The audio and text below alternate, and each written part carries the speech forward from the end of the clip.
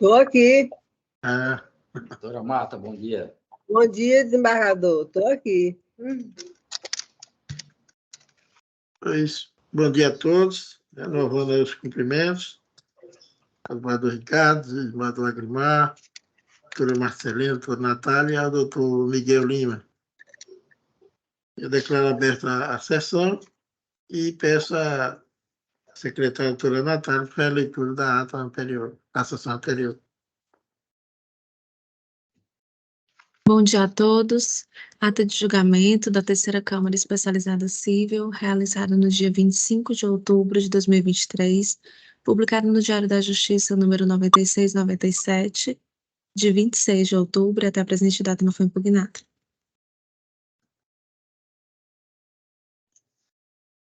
Conforme a informação da doutora Natália, nós temos inversão aqui do julgamento. Será o primeiro, que é da relatoria do desembargador Ricardo, e vai ter sustentação oral, né, com o doutor Miguel Lima. Eu peço à secretária para fazer a leitura, para anunciar o processo. Processo número 2 da pauta, 081-2097-57, 2021, 818-0140, apelação cível. Origem Teresina, Quarta Vara Cível, apelantes Manhattan, São Paulo Empreendimento Imobiliário LTDA e Manhattan Incorporação e Construção LTDA, advogado Mário Roberto Pereira de Araújo, apelados Kelson Souza Jacobina e Marcela Amaral Avelino Jacobina, advogados José Miguel Lima Parente, OAB Piauí, número 17.233, relatoria desembargador Ricardo Gentil. Relatório no sistema, né, desembargador Ricardo? Tá no sistema, disponibilizado. Já concedo a palavra ao doutor Miguel por 15 minutos, para sua sustentação oral. Uma vez que não tem um apelante, né? O apelante não... Não, desembargador. Ele não entrou em contato. Palavra, doutor Miguel. Bom dia a todos. Cumprimentar com o desembargador Fernando Lopes, presidente da turma, desembargador Ricardo Gentil, doutora Marta Celina, os demais presentes. Excelência, na verdade, aqui é uma apelação da empresa Manhattan, inclusive foi ela que requeriu essa retirada de pauta, né? Estava na pauta virtual, ela requeriu para fazer a sustentação oral, mas mais um pedido meramente protelatório dela, uma vez que no dia da sustentação ela não entrou em contato para fazer. Excelência, essa turma acho que já tem conhecimento desse caso aqui, já foi julgado, salvo engano, já foi julgado outro agravo de instrumento da empresa, nessa mesma situação. O que acontece aqui? O senhor Kelso e a dona Marcela adquiriram um imóvel em 2014, para ser entregue em 31 de dezembro de 2017. Só que, como a gente é corriqueiro, a empresa não entregou no prazo legal. Diante dessa situação, mesmo assim, eles vinham pagando todo o imóvel, porque eles moravam em São Paulo e queriam vir para cá, porque eles são aqui piauienses, queriam vir para perto da família. Tem duas crianças envolvidas e precisaram vir para cá depois dessa pandemia, né? Perderam entes queridos, vieram para Teresina e mesmo assim não tinham imóvel para morar. Diante disso, em 2021, nós ingressamos com essa ação, né, judicial, porque só estava faltando para ser paga do imóvel R$83 mil, só o valor correspondente às chaves. Entramos com a ação judicial desse cumprimento contratual e foi deferido uma liminar pedindo que fosse suspenso, né, o pagamento dessa quantia de 83 mil, até que fosse a empresa cumprisse o contrato. A liminar depois teve a sentença julgando procedente os pedidos, condenando em dano material e moral, e na própria sentença o juiz determinou que fosse abatido o valor das chaves no valor da condenação, né, relativa ao dano material e moral. Diante disso, a empresa entrou com 2 embargos de declaração, mais 2 agravos e a presente apelação. Todos os outros recursos foram rejeitados, inclusive julgando multa por recurso protelatório. Entrou com recurso especial também, que não foi admitido, e agora nós estamos aqui para julgar o processo final, que é a apelação, que a empresa requer a reforma. No entanto, Excelência, nós entendemos que a sentença do juiz de primeiro grau, da quarta vara, deve se manter em todos os seus termos, tendo em vista que o contrato era para ser entregue, o imóvel para ser entregue em 2017, em 2021, o imóvel ainda não tinha sido entregue, mesmo superando aquele prazo de 180 dias que as empresas sempre colocam, que dava em julho de 2018, mesmo assim ela nunca se entrega. As empresas foram citadas, foram revés, elas não apresentaram contestação no prazo legal, então há revelia nos autos, certo, das empresas, e elas vêm, Excelência, a todo custo, protelando o feito. O desembargador Cagentil já tem conhecimento aqui, que ele já majorou uma multa para cumprimento, e mesmo assim as empresas não cumprem decisão judicial do Tribunal de Justiça do Piauí e nem da primeira instância. Nós precisamos entrar com um cumprimento provisório na primeira instância, pedindo via oficial de justiça para entrada em imóvel. Conseguimos só agora recentemente.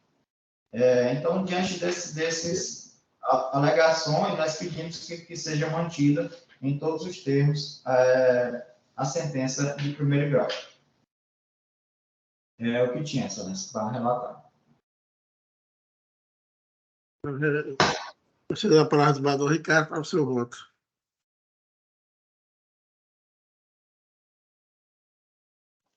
Não, senhor presidente, obrigado. Eu renovo os cumprimentos a Vossa Excelência, estendendo aí ao colega Eduardo Agrimar, doutora Marta Celina, doutora secretária, e o ilustre advogado que acaba de fazer a sustentação. Conforme anunciado no relatório, eu conheço do presente recurso, senhor julgador. Vou ao meu voto. Conforme anunciado no relatório, os autores, ora apelados, informaram que celebraram em agosto de 2014 um contrato de promessa de compra e venda de imóvel com os apelantes. O imóvel em questão se trata do apartamento número 502, Torre 02, do empreendimento São Paulo Residência, situado na Avenida Areia Leão, número 2355, bairro São Cristóvão. O valor total acordado foi de R$ 1.114.033, restando o saldo devedor à Adimpli, correspondente às chaves do imóvel, no importe de R$ 83.015, né, e 87 centavos, em março de 2021. O contrato previa a entrega do imóvel até 31 de dezembro de 2017, com tolerância de 180 dias, estendendo o prazo final até junho de 2018. Ressaltaram em sua exordial que promoveram a notificação das empresas em fevereiro de 2019, buscando a constituição em mora, mas não obtiveram resposta. Afirma que o atraso na entrega já havia sido excedido em mais de 2 anos e meio na data do ingresso da ação. As requeridas, ora apelantes, apresentaram contestação intempestiva, tendo sido decretada a revelia com a consequente presunção de veracidade dos fatos alegados pelos autores, o que induziu à incontrovérsia dos fatos narrados e à desnecessidade de produção de prova. O juiz Acó, forte nessas premissas, julgou procedente o pedido, tornando definitiva a liminar anteriormente deferida, assim como condenando as partes requeridas ao pagamento de indenização constante no contrato, em especial a cláusula 10, parágrafo 3º, a linha B, no valor de R$ 243.040,71. Bem assim, a indenização na cláusula 11ª, parágrafo 3º, no valor de R$ 96.216,35, devendo ser atualizados os valores pelo índice IGPM, com juros legais, determinando que o saldo devedor R$ 83.015,87, importe que deve ser abatido do valor da condenação.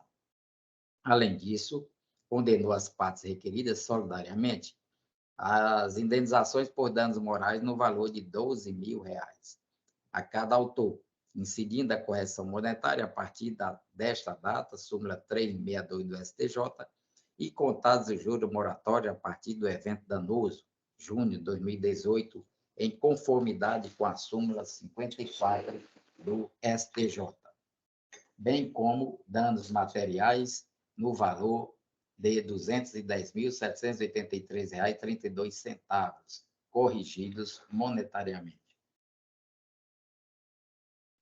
E resignadas, as requeridas interpuseram apelação, pugnando por seu conhecimento e no mérito, por seu provimento, com a integral reforma da sentença impugnada, julgando-se totalmente improcedentes os pedidos articulados na inicial.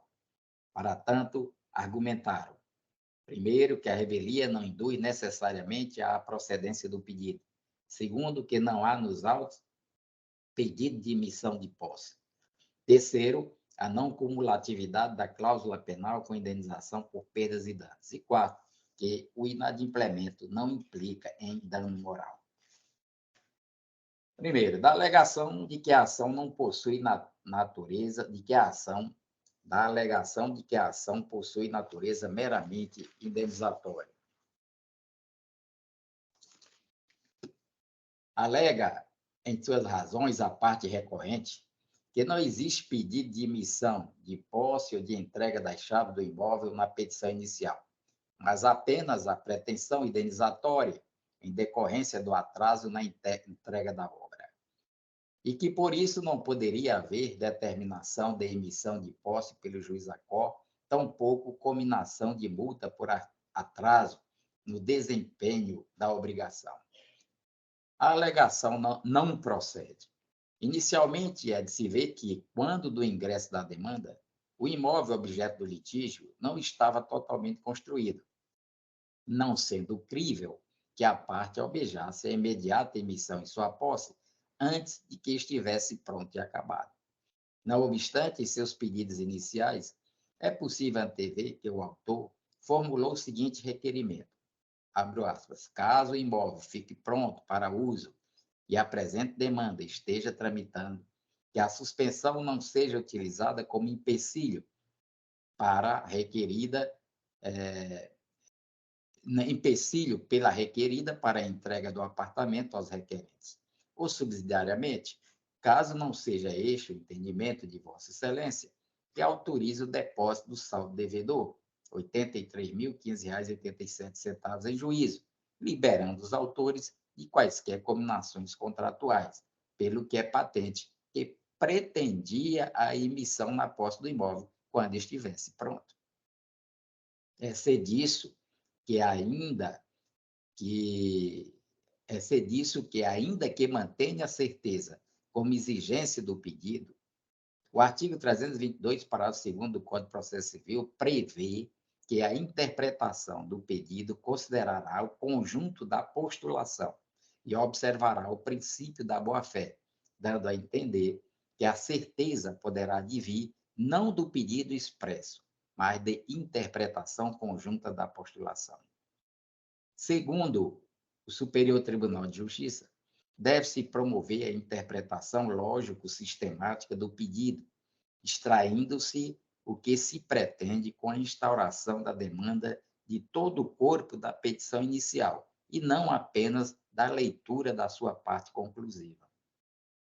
STJ, quarta turma, o agravo no recurso especial 526.638, São Paulo, da relatoria da ministra Maria Isabel Galotti.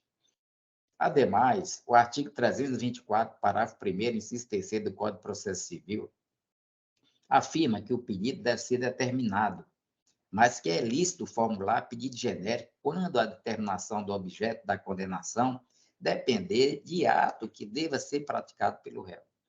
Como sucedeu no caso vertente, era inimaginável o pedido de imediata emissão na posse se o imóvel não se encontrava em estado de ser utilizado, por não ter sido terminado.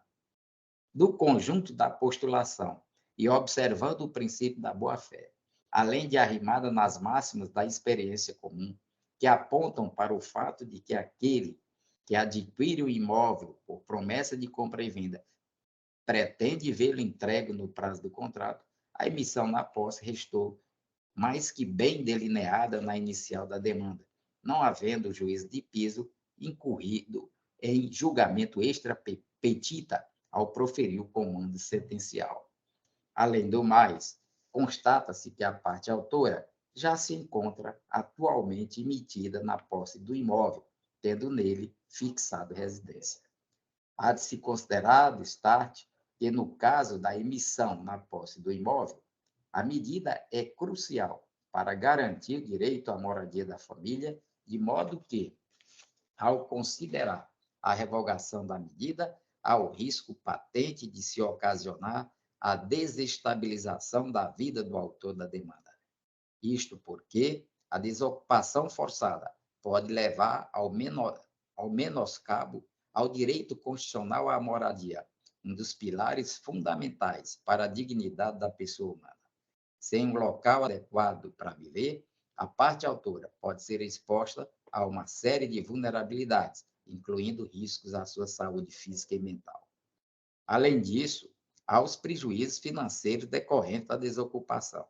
Desalojar o autor da demanda pode impor custos imediatos e significativos, incluindo a necessidade de encontrar um novo lugar para morar, o pagamento de aluguel, a possível perda de bens móveis, entre outros.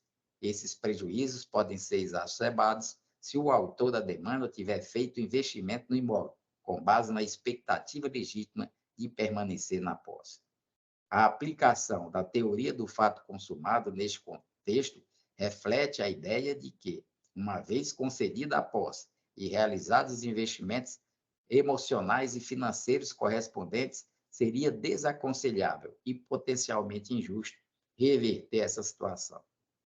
A revogação da liminar poderia, assim, criar um estado de incerteza e instabilidade, contrariando o princípio da segurança jurídica e comprometendo os valores subjacentes à ordem constitucional.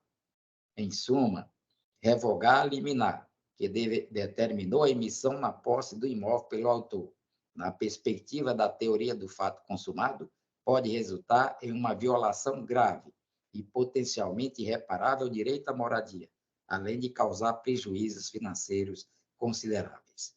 Esses fatores, em conjunto, reforçam o argumento de que tal revogação é desaconselhável e destacam a necessidade de uma análise cuidadosa e sensível por parte do judiciário a lidar com casos dessa natureza.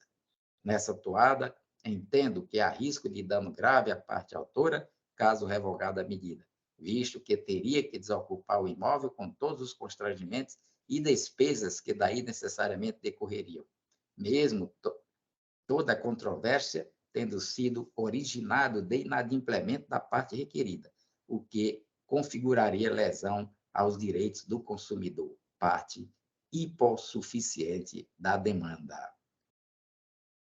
Da inaplicabilidade da multa da cláusula 10, parágrafo 3º, letra B do contrato, indenização em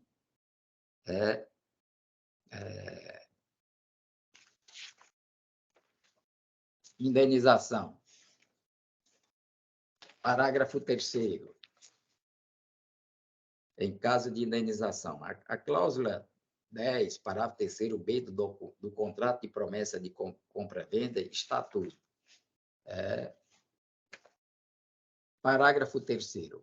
Ocorrendo a rescisão contratual, ou mesmo em caso de eventual desistência por parte do promissário comprador, serão apuradas as quantias pagas pelo mesmo, atualizadas de acordo com o critério utilizado para pagamento das prestações, sendo deduzidos os valores referentes aos seguintes itens igualmente corrigidos. Letra B. Se o imóvel já tiver sido colocado à disposição do promissário comprador, será descontado o percentual de 0,5% ao mês do valor atualizado deste contrato, a título de fruição, devida desde o primeiro dia do mês da concessão da posse ou da data em que o imóvel estiver disponível para entrega, considerada sempre que o primeiro ocorrer até a sua efetiva devolução à promitente vendedora. Fecho aspas. Como textualmente expresso, referida cláusula apenas se aplica em caso de rescisão contratual ou de eventual desistência do negócio por parte do promissário comprador. Oportunidade em que seu imóvel já tiver sido colocado à sua disposição. Desconta-se do valor do contrato o percentual de 0,5% ao mês, a título de fruição, devida desde o primeiro dia do mês da concessão da posse, ou da data em que o imóvel estiver disponível para entrega, considerada sempre que o primeiro ocorrer até a sua efetiva devolução ao promitente vendedor. Denota-se que referida cláusula não incide no caso dos autos, visto que o contrato não fora rescindido. Tampouco houve desistência pelo promitente comprador. Ao contrário, a presente demanda visa obter o cumprimento forçado da obrigação, visto que o promitente vendedor se encontra em mora e deseja o promitente comprador a emissão na posse do imóvel. Destarte, neste ponto, há de ser reformada a sentença do juiz Acó, a fim de excluir a condenação ao pagamento da indenização prevista na cláusula 10, parágrafo 3º, letra B, do contrato objeto da demanda. Da não cumulatividade da cláusula penal com perdas e danos. Afirma em suas razões a recorrente ser indevida a acumulação da cláusula penal moratória prevista na cláusula 11, parágrafo 3º, do pacto entabulado entre as partes, com a indenização por perdas e danos consistentes no pagamento de aluguéis dispendidos pelo recorrido em decorrência de sua necessidade de habitação durante o período de inadimplemento, é dizer, entre a data prevista para a entrega do móvel, computados os 180 dias do atraso previsto no contrato e a entrega efetiva do imóvel. A tese não merece prosperar. É que, consoante lição de Caio Mário da Silva Pereira, quando a cláusula penal é moratória, não substitui nem compensa o inadimplemento. Por esta razão, nenhuma alternativa surge, mas, ao revés, há uma conjugação de pedidos que o credor pode formular. O cumprimento da obrigação principal, que não for satisfeito oportunamente, e a penal moratória, devida como punição ao devedor, e indenização ao credor pelo retardamento oriundo da falta daquele. Fecho aspas. Na jurisprudência do STJ, abro aspas, a obrigação de indenizar é corolário natural daquele que pratica ato lesivo ao interesse ou direito de outrem. Se a cláusula penal compensatória funciona como prefixação das perdas e danos, o mesmo não ocorre com a cláusula penal moratória, que não compensa nem substitui o inadimplemento, apenas pune a mora. Assim, a cominação contratual de uma multa para o caso de mora não interfere na responsabilidade civil decorrente do retardo no cumprimento da obrigação, que já deflui naturalmente do próprio sistema. O promitente comprador, em caso de entrega, de atraso na entrega do imóvel adquirido, pode pleitear, por isso, além da multa moratória, expressamente estabelecida no contrato, também o cumprimento, mesmo que tardio, da obrigação e ainda a indenização correspondente aos lucros cessantes pela não fruição do imóvel durante o período da mora da promitente vendedora. STJ, terceira turma, RESP 1.355.554, relatoria ministro Sidney Bennett. Assim, se a cláusula penal for moratória ou estipulada para a hipótese de descumprimento de alguma cláusula especial do negócio jurídico celebrado, o artigo 411 do Código Civil faculta ao credor exigir cumulativamente o pagamento da multa convencional e o desempenho da obrigação principal. Isso ocorre porque, na cláusula penal moratória, ao contrário do que ocorre na compensatória, a multa é consequência de um retardamento ou de um inadimplemento que não exclui o cumprimento, espontâneo ou forçado, da obrigação principal. Vale dizer, ao credor, mostra-se sempre legítimo exigir o cumprimento da relação obrigacional e, assim, a satisfação do seu crédito, juntamente com a cláusula penal moratória. Caso exerça a função de liquidação das perdas e danos, a cláusula penal será cumulada apenas com o cumprimento da prestação devida, conforme a própria dicção da lei. Todavia, como já salientado, a função usualmente atribuída à cláusula penal moratória consiste em compelir o devedor a cumprir pontualmente a prestação. Daí se afirmar que a cláusula penal moratória é exigível cumulativamente com a prestação e não exclui pedido de indenização. Também na hipótese de ser a cláusula penal destinada ao reforço de obrigação acessória, não se exclui com a multa convencional a exigibilidade da obrigação principal. Portanto, andou bem o juízo de piso ao cumular a cláusula penal moratória prevista na cláusula 11, parágrafo 3º do contrato de promessa de compra e venda com perdas e danos advindos dos aluguéis pagos pela parte recorrida em decorrência da entrega a destempo do imóvel. 4. Dos danos morais. No caso dos autos, é fato incontroverso a aplicação do CDC à espécie, e assim passo a análise da questão controvertida à luz dos seus imperativos. O Código de Defesa do Consumidor estabelece que o fornecedor responderá objetivamente pelos prejuízos causados ao consumidor em razão de serviços mal prestados. Artigo 14. O fornecedor de serviços responde, independentemente da existência de culpa, pela reparação dos danos causados aos consumidores por defeitos relativos à prestação do serviço, bem como por informações insuficientes ou inadequadas sobre sua fruição e riscos. Fecho aspas. Assim, para que emerja o dever de indenizar, deverá ser apurada a existência do dano e do nexo de causalidade. O ato ilícito nessa espécie de responsabilidade é irrelevante, já que a qualificação da ação quanto à sua conformação ao ordenamento é despicienda, tendo em vista seu dever existir independentemente disso.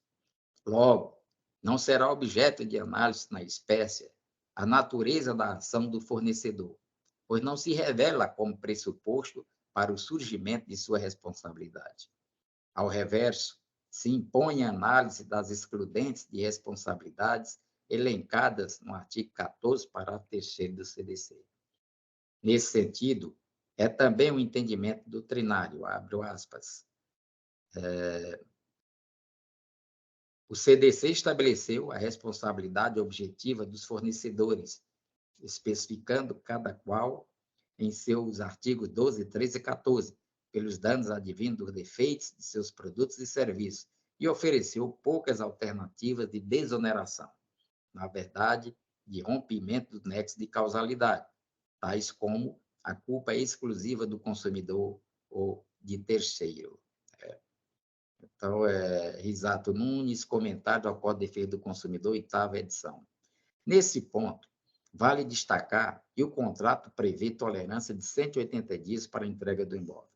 Logo, é inegável que o atraso excedeu o prazo de tolerância, sendo que a parte apelante não impugna tal constatação, visto que fora revel.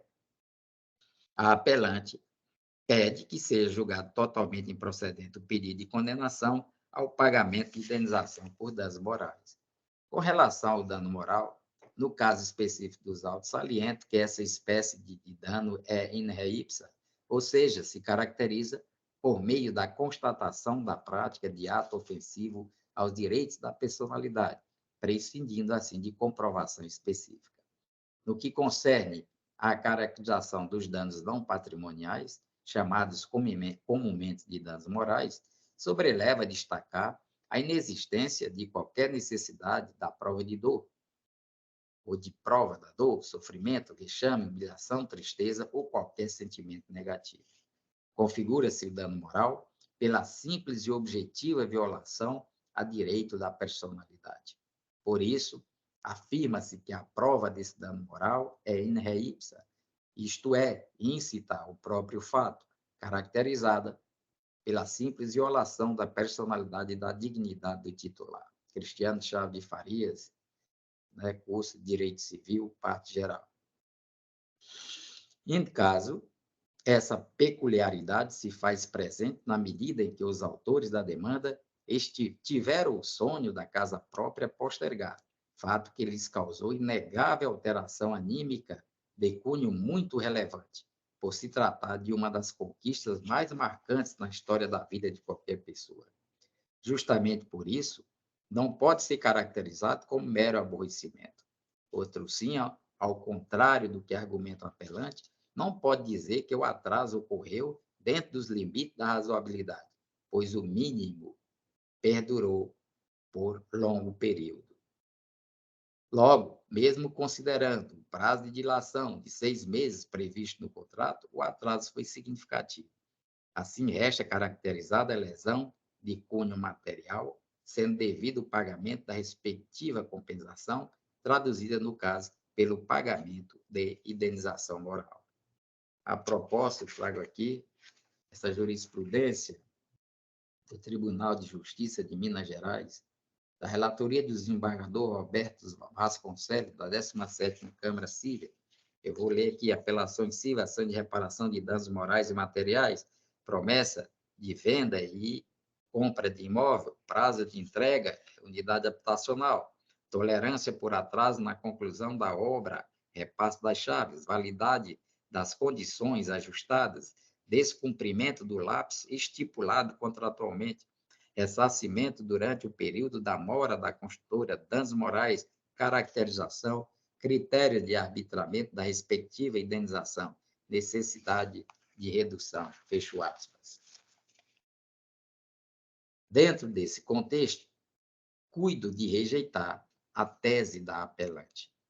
Quanto ao valor da indenização, salienta-se que a presente ação não pode ser fonte de enriquecimento ilícito, ao passo que sua fixação deve ser realizada de maneira consentânea, visando efetivamente compensar o lesado pelo vilipêndio ao seu patrimônio jurídico e material, todavia sem excessos.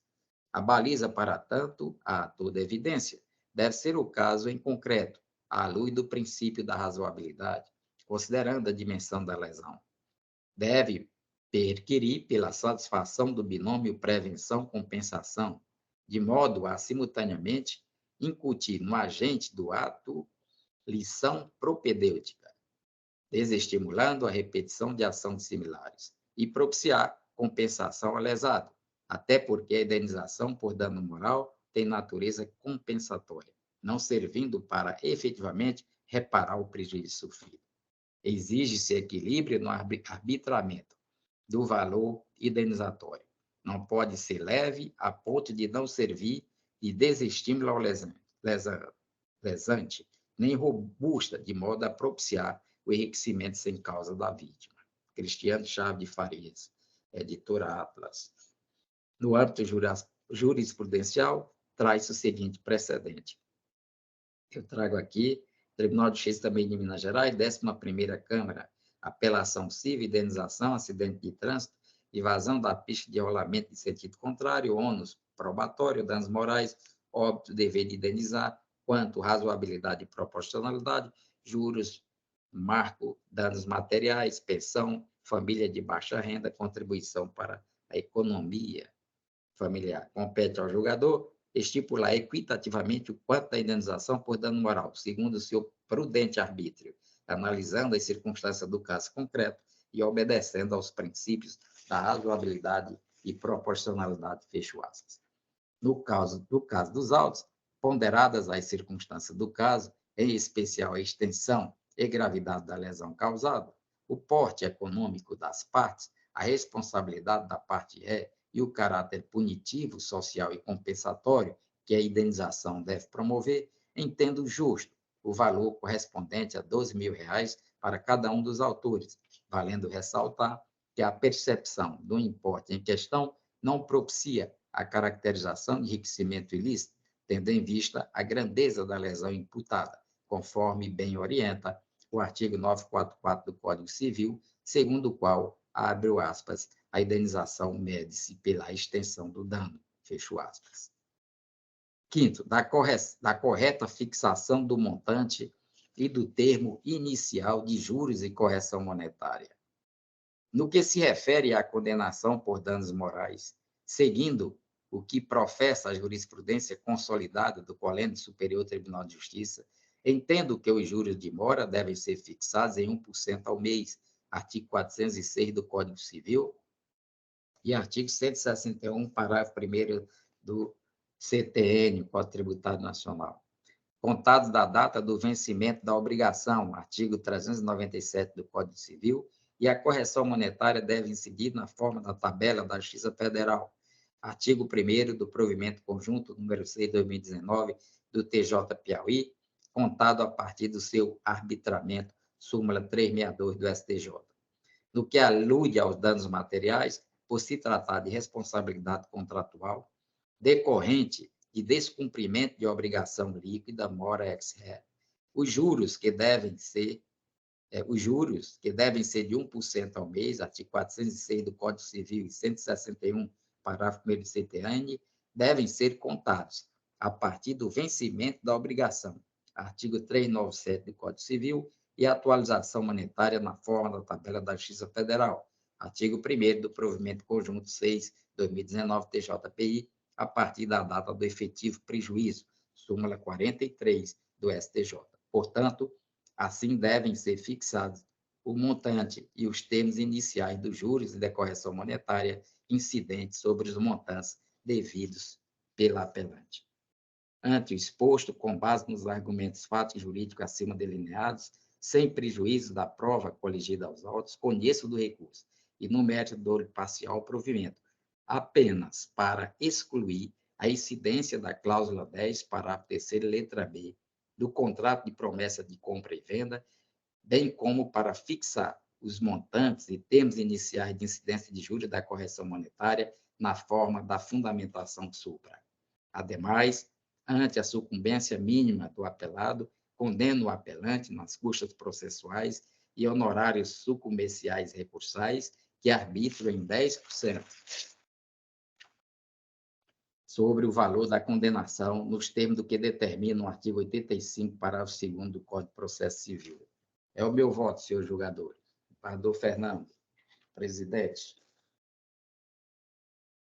Um belo voto, desembargador Ricardo, bem fundamentado, bem detalhado, e acompanha a Vossa Excelência. Pergunta ao desembargador Agrimar. Também acompanho, presidente. Então, processo, recurso conhecido e provido parcialmente nos termos do voto do relator.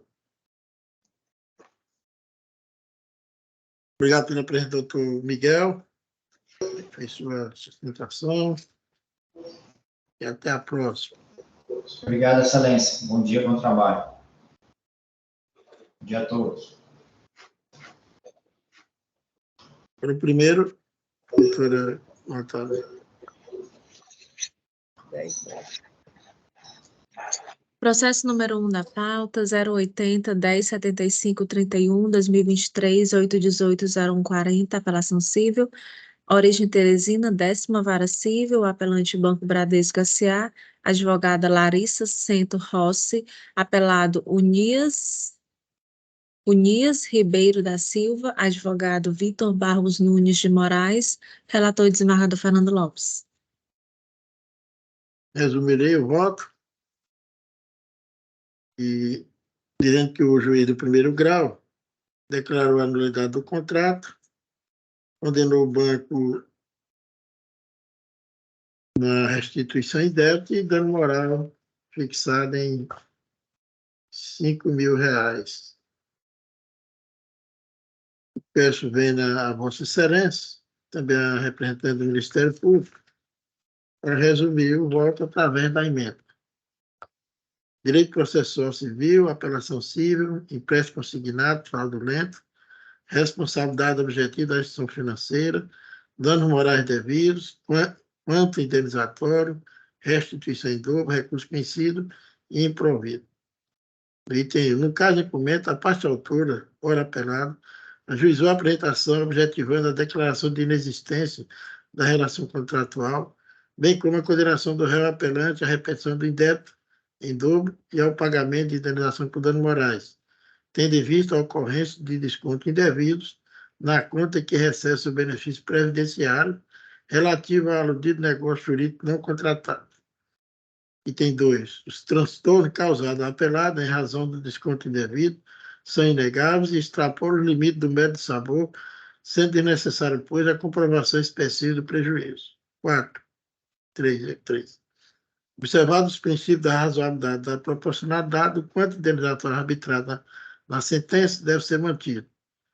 E 4. A restrição em dobro, no caso da medida que se impõe, sendo mantido a sentença em todos os seus termos. E major os honorários advocatícios para o percentual que foi fixado em 10, aumento para 15% sobre o valor da condenação. E não há parecer do Ministério Público. É o meu voto, de modo simplificado, eminente desembargador.